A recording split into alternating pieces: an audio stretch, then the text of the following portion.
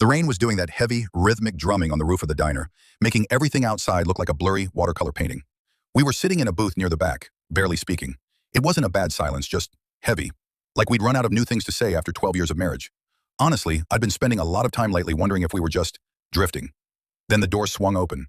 An older man shuffled in, soaking wet, shivering so hard his teeth were practically rattling. He looked lost. He started checking his pockets, pulling out nothing but crumpled tissues and old receipts. You could see the realization hit him.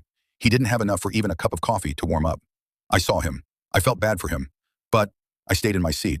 I told myself it would be weird to approach him. But Mark didn't even hesitate. He didn't look at me for permission, and he didn't make a scene. He just got up. He walked over to the counter, whispered something to the waitress, and then sat down at the stool right next to the old man. I watched from the booth as Mark handed him a dry napkin and just listened. He bought the guy a full meal, the double cheeseburger, the fries, the works. But it wasn't the food. It was the way Mark leaned in, like that man was the only person in the room. He wasn't being a hero for an audience. He was just being him. And right then, it hit me. The man who stays late to help his neighbor fix a fence. The man who still carries my bags without asking.